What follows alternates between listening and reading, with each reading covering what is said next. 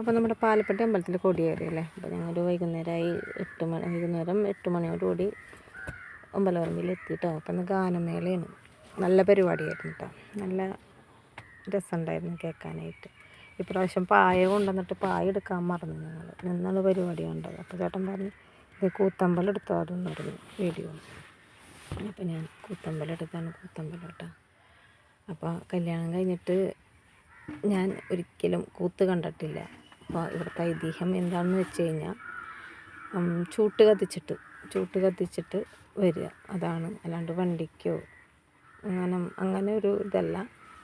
കൂത്ത് കാണാൻ വരുന്നവർ ചൂട്ട് കത്തിച്ചിട്ട് എന്തായാലും നിർബന്ധമായിട്ടും നോക്കി, അങ്ങനെ ഐതിഹ്യമുണ്ട് ഇവിടുത്തെ. അപ്പോൾ ഇതാണ് ഗാനമേള. കസാരപ്പുറത്ത് ഇരിക്കണേന് നല്ലത് നമ്മുടെ വീട്ടിൽ നല്ല പായ നല്ല തുണി എങ്ങാനും കൊണ്ടുവന്നിട്ട് വിരിച്ചിരിക്കണതാണ്. നല്ല ഉത്സവം പൂരം അല്ലെങ്കിൽ പരിപാടി കൊണ്ടൊരു ഫീൽ കിട്ടുള്ളൂ. ഉണ്ട് അപ്പുറത്ത് കൊച്ചുങ്ങളൊക്കെ നല്ല ഡാൻസാണ് കേട്ടോ.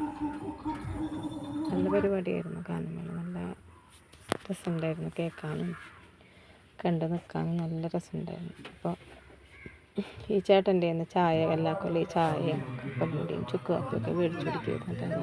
കൊല്ലം മാത്രം മേടിച്ച് കുടിച്ചില്ല, കഴിഞ്ഞ കൊല്ലം വരെ നമ്മൾ അങ്ങനെ മേടിച്ച് കുടിച്ചിരുന്നു.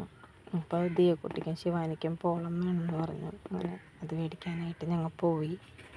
അപ്പോൾ വീർപ്പിച്ച് കൊടുക്കണം. അപ്പോൾ അതിൻ്റെ ഉള്ളിലായ സംഭവം ഉള്ളിലേക്ക് പോയിരിക്കണം. അപ്പോൾ ചേട്ടൻ എടുത്ത് കൊടുക്കണുണ്ട്. ഇതാണ് നമ്മുടെ. അധികം കടകളൊന്നും വന്നിട്ടില്ല കേട്ടോ. അപ്പോൾ സ്റ്റാർട്ടിങ് അല്ലേ, അതിക്കൊന്നും അങ്ങനെ 2 ദിവസം കഴിയണം. കണ്ടോ പോലീസ് കുട്ടന്മാരൊക്കെ ഇരിക്കുന്നുണ്ട്. എന്തെങ്കിലും വല്ല കുഴപ്പമുണ്ടെങ്കിൽ പ്രശ്നമുണ്ടെങ്കിൽ തടയാൻ വേണ്ടിയിട്ട്. അപ്പോൾ ഇതിനിടയ്ക്ക് ഞാൻ പറഞ്ഞ കേട്ടോ, ഉപ്പും മുളകും മാങ്ങ നെല്ലിക്ക അതൊക്കെ ഉണ്ട്, പൈനാപ്പിളൊക്കെ ഉണ്ട്. അപ്പോൾ എനിക്ക് പൈനാപ്പിൾ മതി എന്ന് പറഞ്ഞു. ഞാൻ പൈനാപ്പിൾ മേടിച്ച് മുളക് ഇട്ട് ഉണ്ണികൾക്കും കൊടുത്ത്. കണ്ടോ ഉപ്പുരുന്ന് എരിഞ്ഞിട്ട് കഴിയായിരുന്നു കേട്ടോ. നല്ല രസമുണ്ട് കേട്ടോ, അടിപൊളി. എനിക്ക് ഭയങ്കര ഇഷ്ടം, നല്ല മധുരമുള്ള പൈനാപ്പിൾ. ഇതിനിടയ്ക്ക് നമ്മളെ ചങ്കുകളൊക്കെ ഉണ്ട്, ഏറ്റവും അടുത്ത ഫ്രണ്ട്സുകളുണ്ടത്. 3 പേരുണ്ടായിരുന്നു. അതിലൊരാളെ എടുക്കണ്ടെന്ന് പറഞ്ഞത്. ഇയാളെ പേര് ദിവ്യ എന്നാണ് കേട്ടോ. ആൾക്ക് നാണക്കേടായിട്ട് എടുക്കലെന്നൊക്കെ പറയുന്നുണ്ട്. ഇതാണ് ഞങ്ങളുടെ സന്ധ്യ ചേച്ചി.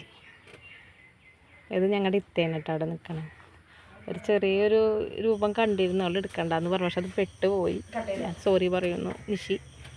അപ്പോൾ